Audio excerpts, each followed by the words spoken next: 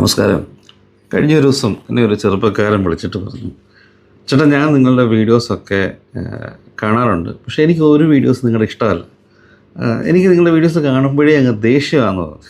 ഞാൻ ആദ്യം അങ്ങ് ചിരിച്ചു. കാര്യം ഇത്രയും നാളുടെ ഇടയിൽ ആദ്യമായിട്ടാണ് ഒരു മനുഷ്യൻ, ഒക്കെ പലർക്കും തോന്നിയിട്ടുണ്ടായിരിക്കും, എങ്കിൽ അഭിപ്രായം ഒരിക്കലും പറയത്തില്ല. നമ്മളിപ്പോൾ പെട്ടെന്ന് ഒരാളെ കാണുമ്പോൾ പറയത്തില്ലല്ലോ, ആ ചേട്ടാ നിങ്ങളുടെ വീഡിയോ ഒന്നും കൊള്ളില്ല, ഞാൻ കാണാറില്ല, അങ്ങനെയൊന്നും സാധാരണ ആൾക്കാർ പറയത്തില്ല.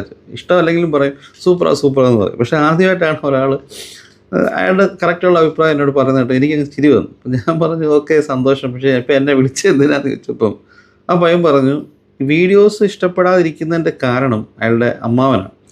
കാരണം ഈ മനുഷ്യനൊരു എന്നോട് പറഞ്ഞ മഹാ ചോറിയനാണ് എൻ്റെ ചേട്ടാ. അപ്പം ചേട്ടൻ്റെ വീഡിയോസ് എനിക്ക് ഇഷ്ടമല്ല. കാരണം ഈ അയാളുടെ ഫാമിലി ഗ്രൂപ്പിലേക്ക് ഈ അമ്മാവന് മിക്കവാറും എൻ്റെ വീഡിയോസ് ഫോർവേഡ് ചെയ്ത് കൊടുക്കാറുണ്ട്. ഈ അമ്മാവൻ ഫോർവേഡ് ചെയ്ത് കൊടുക്കുന്നത് കൊണ്ട് തന്നെ എനിക്ക് സ്വാഭാവികമായിട്ട് നിങ്ങളുടെ വീഡിയോസ് ഇഷ്ടമല്ല. പക്ഷേങ്കിൽ എൻ്റെ ഒരു പ്രശ്നം ചിലപ്പോൾ സോൾവ് ചെയ്യാൻ ചേട്ടനോട് പറ്റുമായിരിക്കും എന്ന് കരുതിയിട്ടാണ് ഞാനിപ്പോൾ ചേട്ടനെ വിളിക്കുന്നതെന്ന് പറഞ്ഞു. ഞാൻ പറഞ്ഞു ഓക്കെ എന്നാ പ്രശ്നം.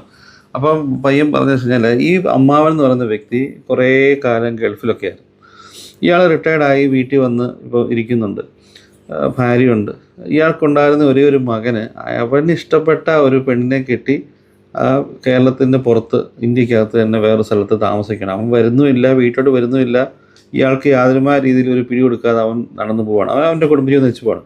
ഈ മനുഷ്യൻ്റെ പ്രശ്നം എന്താ വെച്ച് കഴിഞ്ഞാൽ ഇയാൾ രാവിലെ എഴുന്നേൽക്കുന്നു, റിട്ടയർഡാണല്ലോ, പെൻഷൻ ഏതാണ്ടൊക്കെ ഉണ്ട്, പിന്നെ ഏതാണ്ടൊക്കെയോ വരുമാനം ഇവർക്കൊക്കെ ഉണ്ട്. കാരണം പഴയ പോലല്ല, ഇപ്പം പ്രവാസികളാന്ന് പറഞ്ഞാൽ എന്തൊക്കെ എനിവേ സാമ്പത്തികമായിട്ടുള്ള ഭദ്രതയുള്ള മനുഷ്യനാണ്.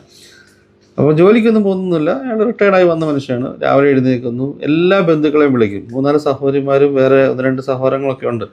എല്ലാവരെയും വിളിക്കും. അതായത് ഭാര്യയുടെ വീട്ടിലെ ബന്ധുക്കളെയും വിളിക്കും, ഇയാളുടെ വീട്ടിലെ ബന്ധുക്കളെയും വിളിക്കും.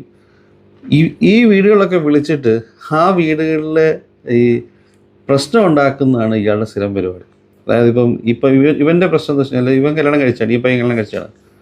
ഭാര്യ വീട്ടിൽ പോകുന്നതിന് ഇയാൾക്ക് വലിയ പ്രശ്നമാണ്. ഇപ്പം എൻ്റെ അപ്പനും അമ്മയ്ക്കും പ്രശ്നമൊന്നുമില്ല, പക്ഷേ ഈ മനുഷ്യന് പ്രശ്നമാണ്.